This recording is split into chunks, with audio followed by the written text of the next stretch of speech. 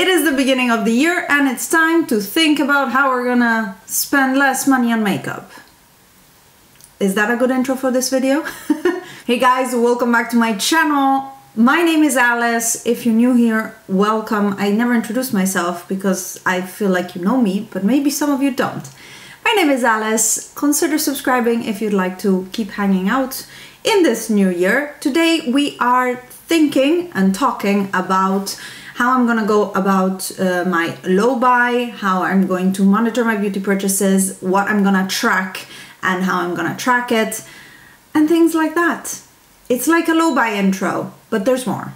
In 2020, I did what I thought was quite a successful-ish low buy, in the sense that I managed to spend less than the year before and spend less on things that I didn't then end up keeping. And I find that my declutters now are much less dramatic because I only buy things that I really think about and that I love. And that is kind of the place where I want to stay in my makeup journey. I actually want to pare down my collection even more, but at the same time, I know myself and I know I'm going to buy more makeup. So makeup and skincare.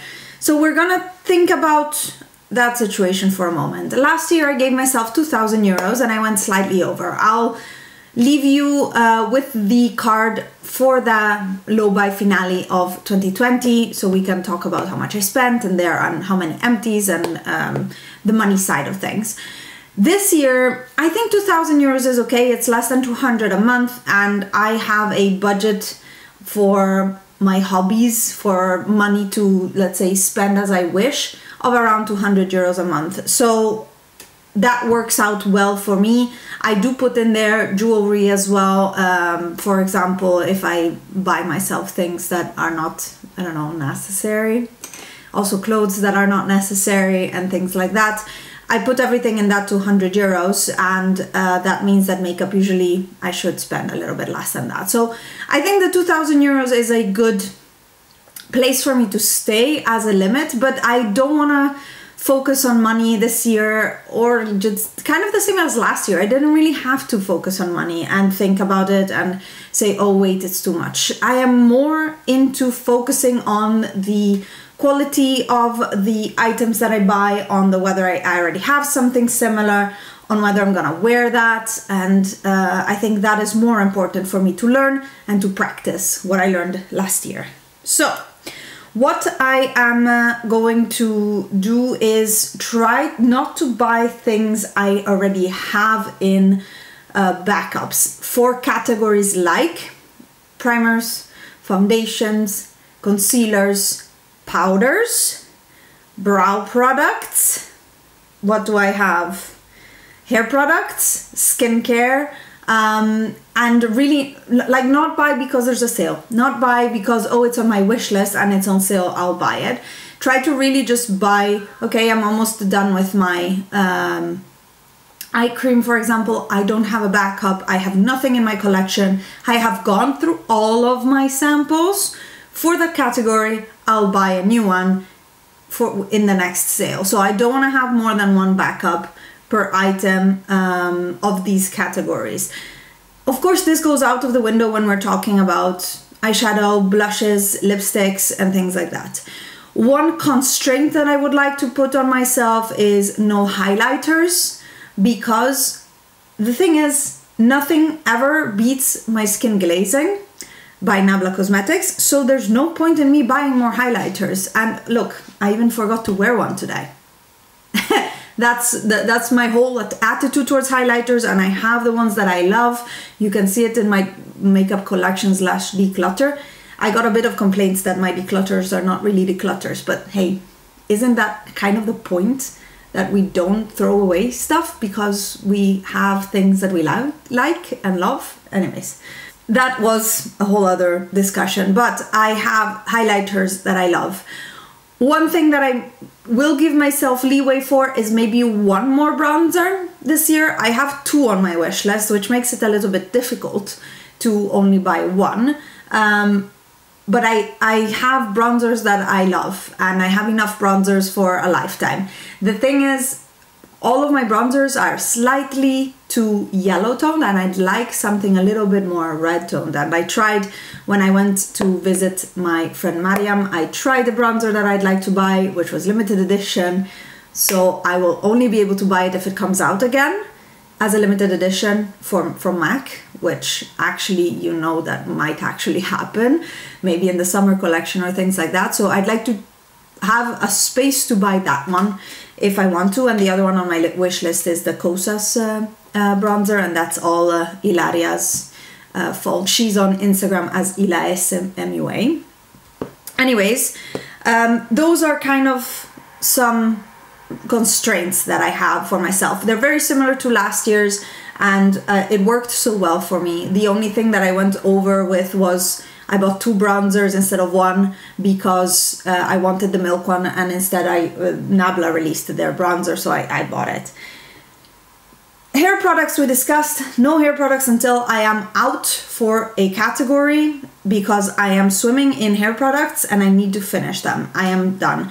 Body products, I don't have that problem. I really only buy body wash when I need it. I really only buy body lotion when I need it, and that's about it. How many more body products do I need?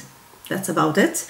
Oh, scrubs, and I need to finish all of my scrubs. That's also a goal for me for this year. A new thing that I want to do is monitor my usage of my collection, and not in detail because I can't be bothered, to be honest. So I'm not going to look at how many times I use my singles or things like that, but I am going to track how many times I use my palettes, because I have a limited amount of palettes and I can monitor it. I am doing a Project 10 uses this year. I saw this on Instagram on a Frida's makeup Instagram handle, and I'll put her down below. She showed her bullet journal and her projects, and it gave me the idea to do the same. So I prepared my bullet journal, as you can see, with all the palettes that I own, and I want to use them each 10 times. This will give me really a good idea of whether it's palettes that I want to keep, it's palettes that is worth keeping, because I feel like last year I didn't use Soft Glam 10 times, or Sultry, or the Francation palette from Dose of Colors. And if I don't use them 10 times, and I have 27 palettes, I don't need to use one palette to make one whole look, of course, because that would make up for every single day of the year if I had to use 10 times every palette. But I would like to be able to say, yeah, this is a palette that I want to keep and that I have forever and I use and I'm enjoying. So I wrote that down, and that is something new that I'm going to do.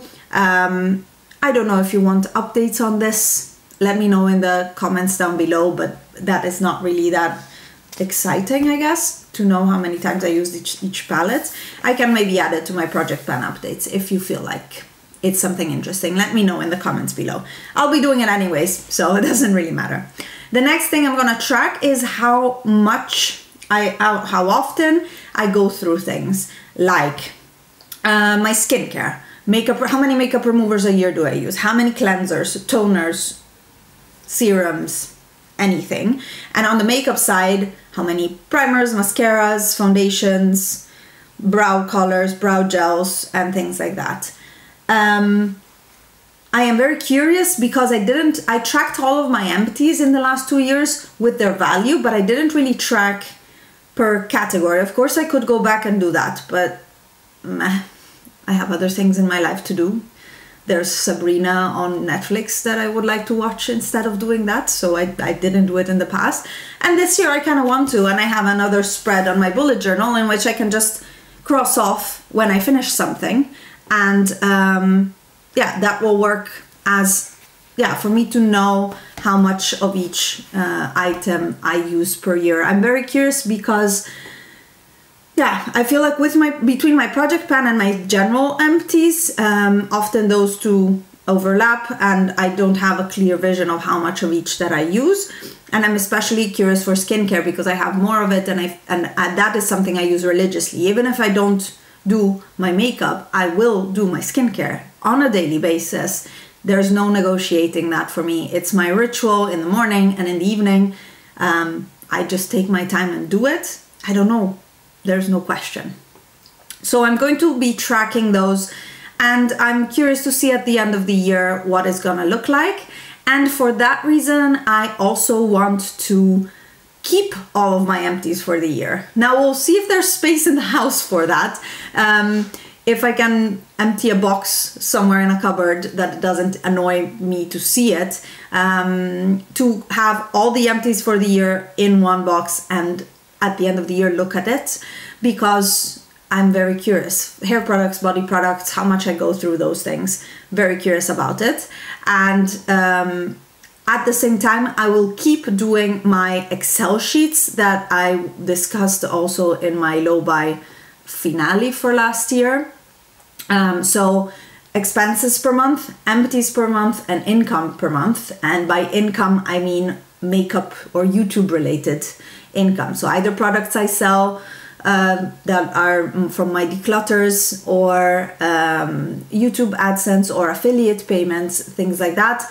Last year it went quite nicely. It financed back into my collection, and I was very happy. What came out of it actually is a little bit of a new camera, which is not necessarily YouTube related, but for B-roll and for not going around with a DSLR on holiday. That was quite nice. So it's all of these things. I keep an Excel sheet, and I just duplicated the one from last year, and I'll keep looking at that and updating that and monitoring my purchases.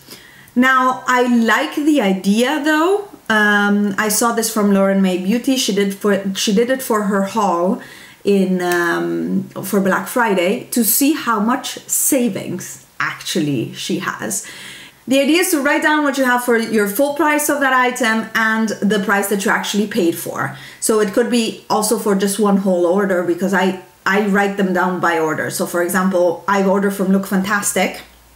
I will write down the number for that order. I'm not gonna write down every product that I buy.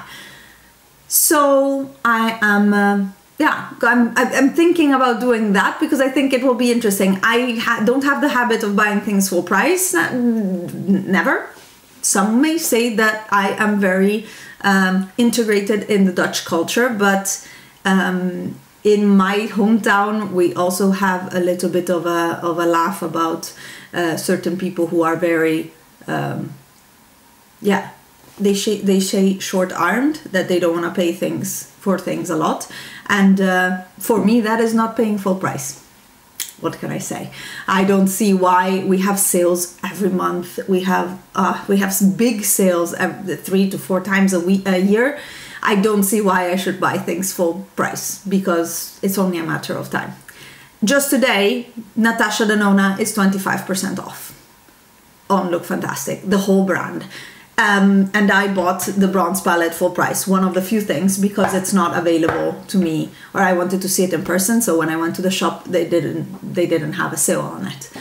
Anyways, I think that could be interesting, and just monitoring a little bit both what I would have spent if I paid things full price and things like that. I don't track PR, because I don't receive a lot of PR, or almost any actually these days, and that's fine with me. But that is not part of not something I have to monitor, or not part of my declutters, not something that I'm like, oh, I am full of product. I really just buy the things I want and I enjoy, and I want to curate my collection to that extent. And pretty much I'm also just making damage control from years of spending without thinking, like 2017 when I lived in the US, and I would just buy all of the things, all of the Colourpop, all of the Ulta sales, all of the things, and that is almost gone, because it's been 3 years. But 2018 was also a quite spending type of year, and I think I'm getting a grasp on finishing all of those things and only keeping things that I like. My lifestyle has also changed with working more from home, of course, but also all of the challenges on Instagram that I used to do with a little bit more creative makeup looks, that has gone down because I see that I am not that person that does, I don't know, candy on your eyeshadow. I just like to wear makeup because it makes me feel good, and it makes me feel good about myself and my outwards appearance, but it's also relaxing to me, and I don't do it for photos or for Instagram. I just do it for myself. So those things are not something that really suit me. So all of the items that I have in my collection for those more creative looks, I think can be, yeah, slowly let go of, and I will slowly let go of them. But for now, I think I did a good job during my declutters with doing that. And I mentioned this in my project pan intro for this year. I want to go through all of my samples because those are also, many of them are also from very many years ago, and I saved them for travel. But we've seen in 2020 there was no travel, and in 2021 I'm having a baby, so there's gonna be maybe one trip to Italy to my family, but that's about it. So I want to finish all of my samples this year. So there's a lot of good intentions, resolutions. No, I don't like that word. They're not resolutions. They're good intentions, things that I want to work on. And I do this because it's exciting to me to be able to make new goals and get a little bit of more excitement. I'm like using my project pan items. I'm like, yes, I'm gonna finish them. I am super excited to have a bit of a refresh. So that's why I'm doing this. I am curious to hear what your goals are for 2021 when it comes to these frivolous things. If you are also on a low buy or on a no buy, how that works for you, how you set it up. I'm not one of those people who do well with complete restrictions that I don't buy into. It's never been like that. I compare a low buy or a no buy to a diet. You have to be internally motivated to do so. Nobody will make you stick to your rules. And it's not even about discipline. Discipline can help sometimes. Having rules, depending on your personality, can help to not make that purchase that maybe is an impulse purchase. But at the same time, if you really want something and you're over your budget and it's a good deal, I will still buy it because it's something that's on my wish list. It's something that I've been wanting for a long time. And having rules that tell me I can't won't do anything to me. Actually, anything. And I will only have committed to them on camera and feel guilty about doing that. And then why would I do that to myself? I don't owe anyone anything except for my family and my financial security, which I have other things in place for.